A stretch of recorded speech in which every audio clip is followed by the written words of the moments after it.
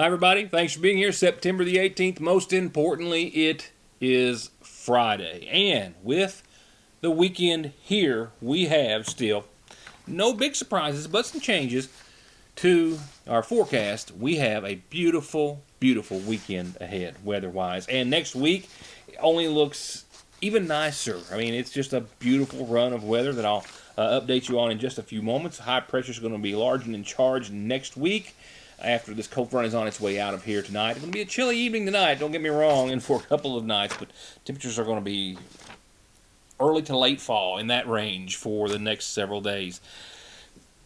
Not necessarily in that order. Okay, we'll talk about the weather in just a few moments. On tonight's headlines, the McGoffin County School Board met in special session last evening and, after some serious discussion, have finalized plans for the beginning of in-person classes.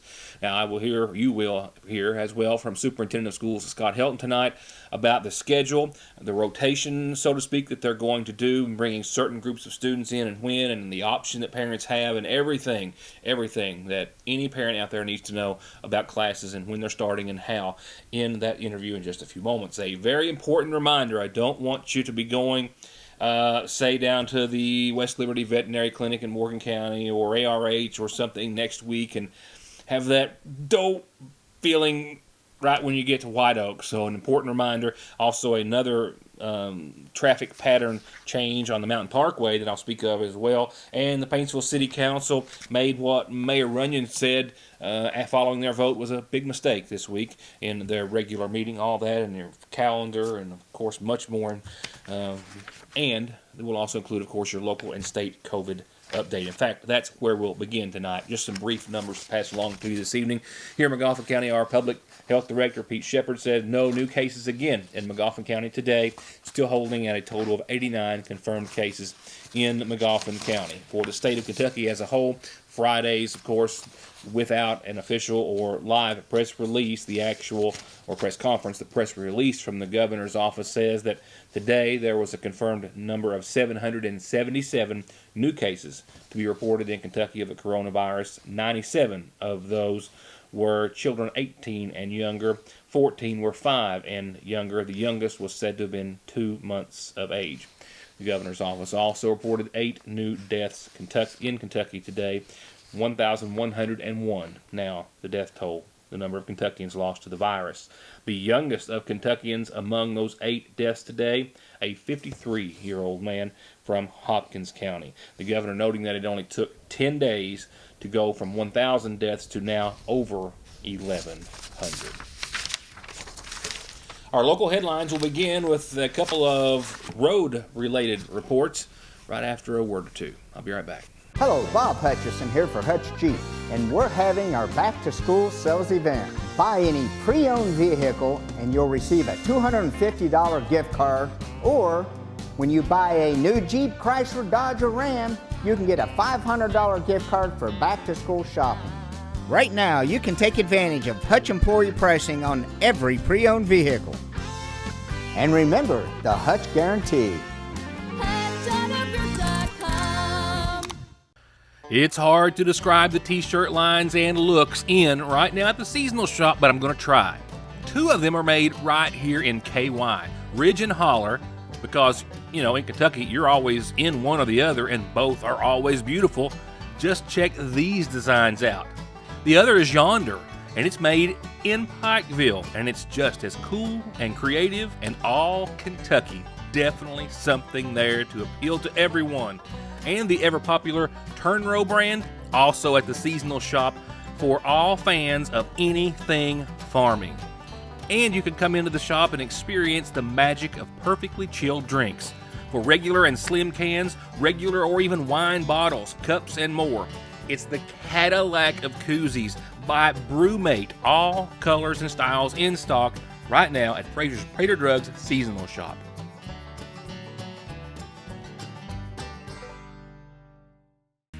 Summer heat and no AC make for a miserable drive.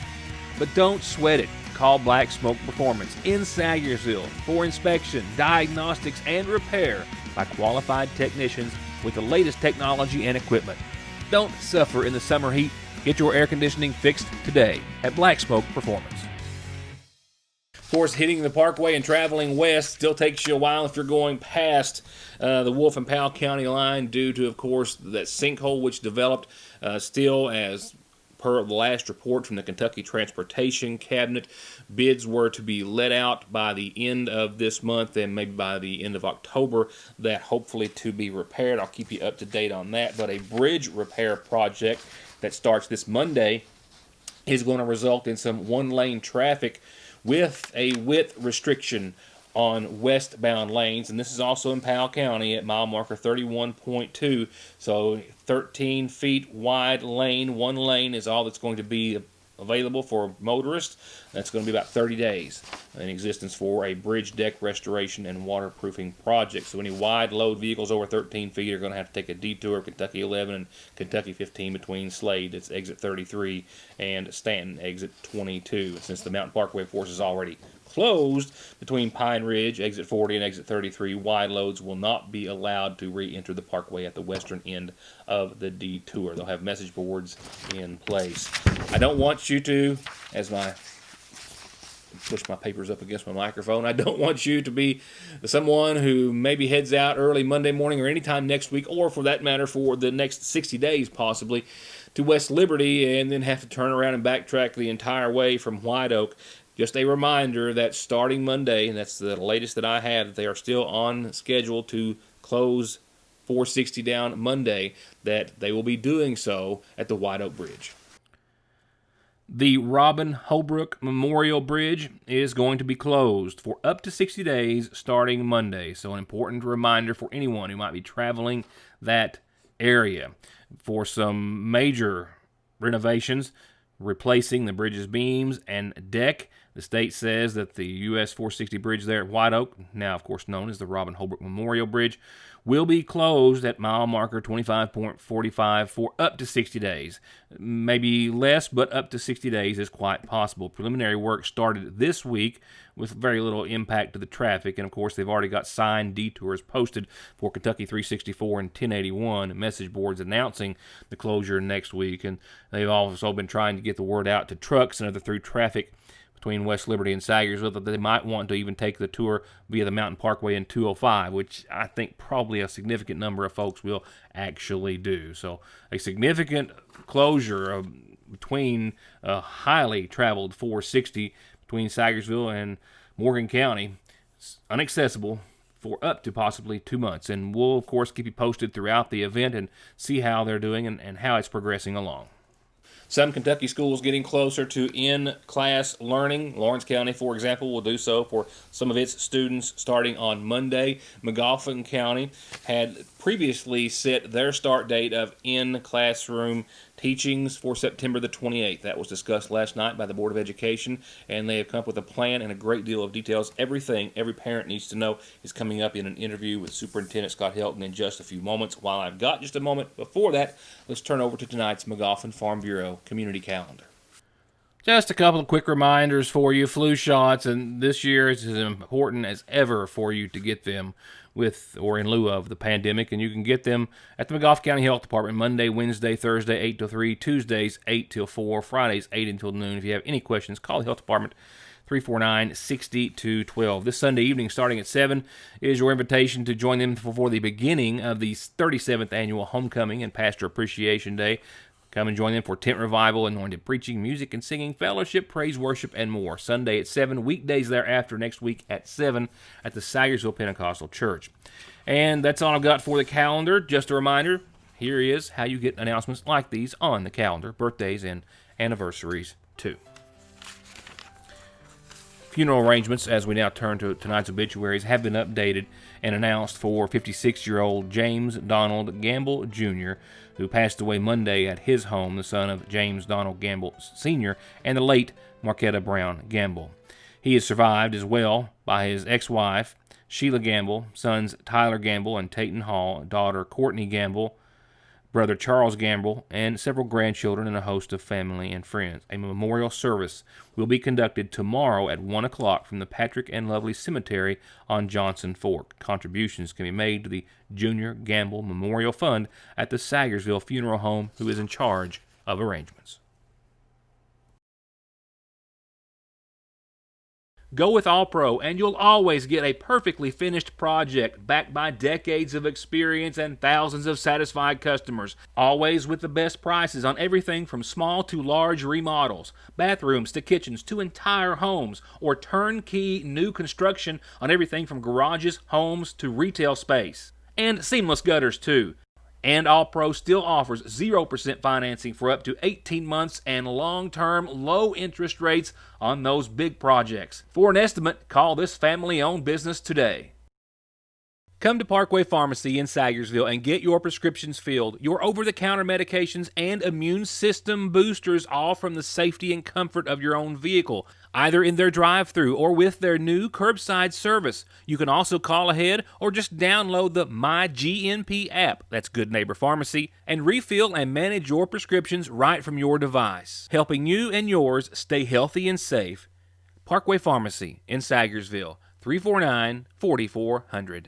Hello, Bob Hutchison here for Hutch Jeep, and we're having our back-to-school sales event. Buy any pre-owned vehicle and you'll receive a $250 gift card, or when you buy a new Jeep, Chrysler, Dodge, or Ram, you can get a $500 gift card for back-to-school shopping. Right now, save up to $14,000 on new Ram trucks, and there's several to choose from. And remember, the Hutch Guarantee. Car accidents don't stop. Accidents at work don't stop. Disability and SSI cases don't stop. Your legal needs and concerns don't stop for the coronavirus, and neither does McFarland and Tinker. They are open, able to schedule appointments per CDC guidelines, and always available for telephone and video conferences. Please, be safe, be smart, stay home, and don't let your legal needs fall victim to the pandemic. Call McFarland and Tinker and let them take care of them for you. On last night's program, I had our Magafa County Extension Agent Courtney Jenkins with us, and I preempted a story that was going to finish tonight. However, with all the happenings today, it's been a busy day in the neighborhood here at Your News Today. I'm going to hold off that story till next week, but in it, as I told you last night and as she did, the University of Kentucky conducting inspections, if you will. Inspection is not the right word, but they went to Eastern Kentucky cities, and I believe others as well, sending teams to go into businesses and just walk the streets of, for example, downtown Sagersville, and assess what we have to offer via our infrastructure, our tourism, our businesses, just our overall personalities maybe even as well. And they've made all of that into a paper, if you will, put it into a long list of what they found, what they thought was wonderful, what they thought might have some room for improvement. And I'll speak with city officials, and we'll have Courtney back with us next week and see the results of that study. It's a very interesting read. I'm looking forward to sharing that with you. I'll have that for you next week. Right now, Superintendent of Schools Scott Helton is with us tonight. Parents and students doing virtual learning now since the 8th of this month, waiting on the 28th, hopefully, to get in class. Some, however, may not be wanting to do so, and that is going to be an option for all students in the Magafa County school system. But after a special meeting of the Board of Education last night, the board voted to proceed and stick to their beginning in-person class date of September the 28th. That means there is a lot to be done. That means there is going to be a lot of changes still, and Superintendent Helton says that he wants everyone to understand the school system is working very hard to make it as accommodating and as safe as possible for all of Magafa County students and their families. What did you have bearing on that decision going into last night's meeting? We were taking into account where the community was as far as the positivity rate. We had to watch and see where that's at, and discussing the logistics and if we were ready to kind of get started back. We were analyzing our virtual learning, see how that's going, and our item last night was the only item on the agenda was to discuss possible dates, possible options for reopening. And last night the board decided to go ahead with the 28th. That'll be not this coming Monday, but the following Monday. And in that we discussed, I discussed with the board members some of the guidance that we were receiving from KDE. And some of the things that are out there to be able to go face to face. There's still some stipulations in there that we have to follow by. And that means any child that's on school property or in school grounds or on school vehicles or in a school must wear a mask at all times. And the 6 foot social distancing still is in place. Even if they're in a classroom 6 foot apart, they still have to have a mask.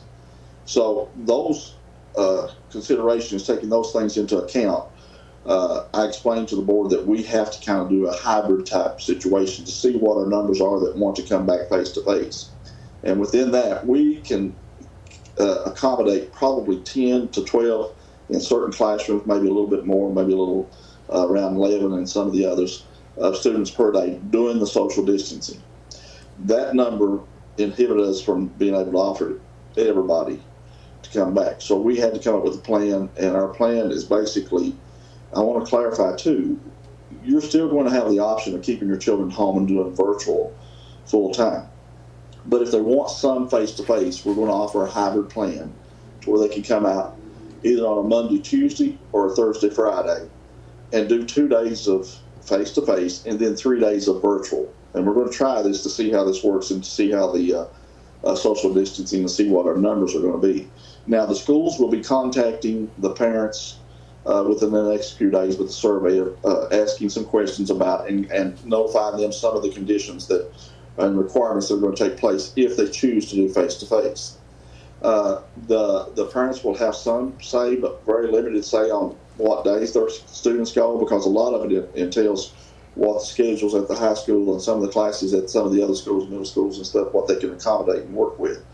So, but they will be contacting them, and they will be discussing it with the parents as well. They should be watching for one call, and maybe in the next day or so, and then a survey that they will ask to put online and do some stuff through the Google Classroom and through some of the stuff with the teachers for the parents to get with the school on about what they're looking at and what they're preferring.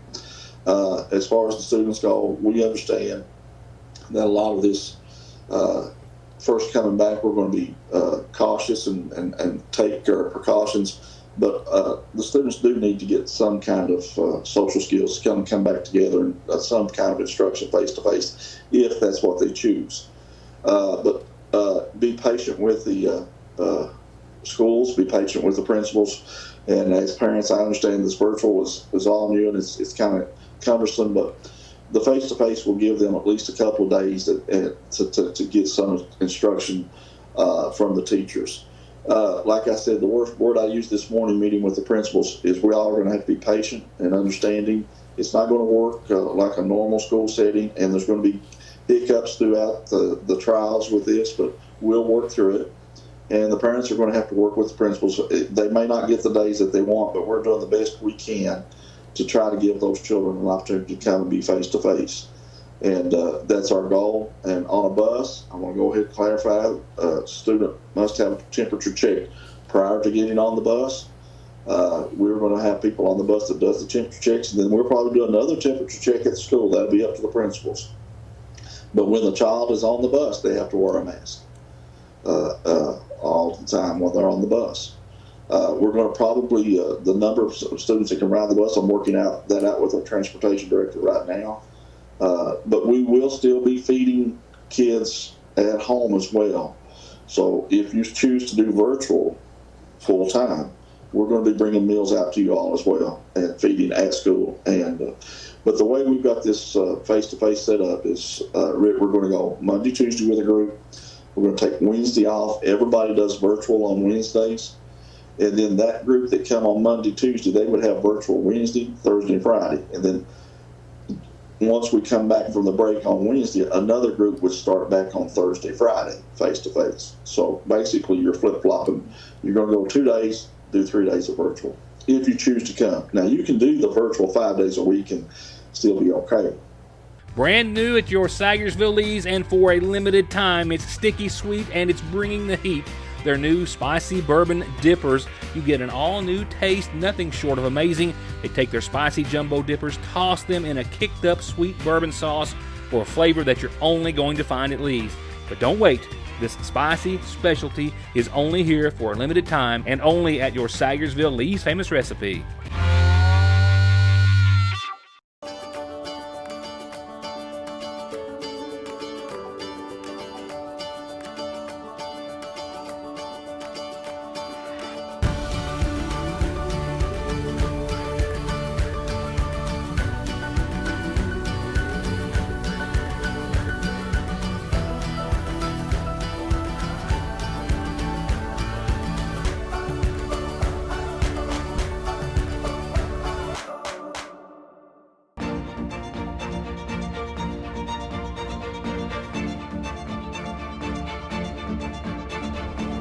Jason Zimmerman at Highlands ARH, the healthcare system of Appalachia.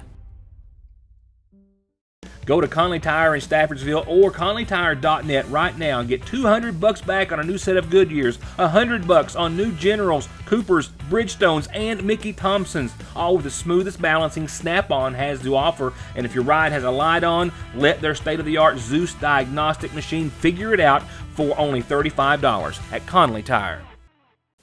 Local governmental meetings in the viewing area this week included the Paintsville City Council, where Paintsville City Council members, by a majority vote, voted down a proposal by the city's mayor to increase tax rates by a modest margin. Runyon suggested a rate increase of going up to 0.215 from 0.196. The mayor of Paintsville saying that would equate to a $19 a year increase for every $100,000 of property valued in the city of Paintsville. Objecting was Rick Preston, who recommended, however, that it be left the same. And from there was more discussion and a vote, and the mayor at the end saying that the council had made a serious mistake. In objection to the mayor's proposal, Councilman Rick Preston recommended that it be left at the same rate as it has been for some time. That was followed by a motion as well to take the mayor's suggestion by Tim Hall. After some discussion, there was a second on Rick Preston's recommendation or motion by Councilwoman Sarah Blair to leave the tax rate as it stood, with a vote on Preston's motion passing by a vote of 4-2. Rick Preston, Sarah Blair, Brandon May, and Bo Belcher all voting yes in favor of leaving the tax rate as it was, with no votes from councilpersons David Van Hoos and Tim Hall, with Mayor Runyon calling the vote a big mistake. You had 4 yeses and 2 noes? Yes, sir. Then it will stay at 0.196. Now, I will tell you, since this has happened, when you pass the budget, it was in there at 0.215. Now you're going to have to go back and amend the budget, and you're going to have to take away the what's Jamie, the city raises that we gave employees. Those will have to come away, and you'll have to amend your budget to see fit, because now there will be no money in your budget for those raises. Well, see, I do want you to understand that. well, but, and I hate that is, I just think it's I've been on here 8 years and we haven't raised it. That's So, exactly right. and I know that that's a long time ago without having any raised. But right now, in the middle of all this, Hold on. when we need it the most, I just think it's a really bad. And that's even more reason, it's even more reason to do it, because you're not getting any funding. Well, so. And you gotta have, all right, and then we're looking, I'm not gonna argue, it's already done and over, but you're looking at a police department that is getting depleted, it's hard to hire people. Fire, you know what the ambulance and the fire and the rescue is, I mean, and now they're gonna. It is what it is. I will say this from a mayoral standpoint, that was a big mistake. So we can just go from there, it will stay at 0.196 like it was before. But you will have to amend the budget, and you will have to take away city employee raises. I do want you to understand that. In sports tonight, and that sounds so weird to say, in sports tonight, I'm still glad to say it, but nevertheless, the Gulf County Hornets hosting Martin County on the gridiron. I had a camera out the door and already there some time ago. We'll have highlights for you next week. Right now, the highlights we have for you tonight are definitely per your Licking Valley RECC Outlook. Like I've always said from time to time, at least, whenever I pick up the Outlook and start to go over it and it consists of very few words, that's a very good thing, because there's nothing shorter word-wise in a forecast than sunny and clear. That's all it takes to describe it. We don't get many of those comparatively. But man, we've got one now. I mean, it's going to be chilly for the next few nights. Don't get me wrong, but a lot of folks, I mean, that's just right up your alley. Football weather? Yeah, definitely tonight. It's 46 degrees tonight, mostly clear. Maybe a 3, 4, 5, 6 mile per hour northeasterly wind. That's it. And tomorrow, 67. That's it for daytime highs again. Sunny and clear. Look at that, across the board. Tomorrow, Sunday, and Monday. 67, 69, and another 69 on those days. Sunny and clear. Nighttime lows very consistent as well, right around 44, 43 degrees. There's not much more you could ask for. Definitely more of an October feel to the forecast than September, but Kentucky's usually ahead or behind 1 month weather-wise, and that's just nothing unusual. Beautiful weekend lies ahead. High pressure is going to be large and in charge, as I said, next week, and it's going to continue to be just as beautiful, but it is also going to be a little bit different. Temperatures will start to rebound, and we'll get to the upper 70s by this time next week, but still sunny and clear or mostly clear skies across the board. But we'll go from the 60s for the next 3 days or 4 to the 70s thereafter. Tuesday 72, Wednesday 75, Thursday 77. We might flirt with 80 again on Friday. Have we seen the last of 80-degree days? I would say most certainly not, basing that on nothing but history. I mean, every year we get a little taste of fall. Oh, and then summer makes a late return. We'll see it make a run at us. I don't know when, but I think we'll certainly see it. But for now, enjoy. We couldn't have requested a more beautiful forecast for the next week.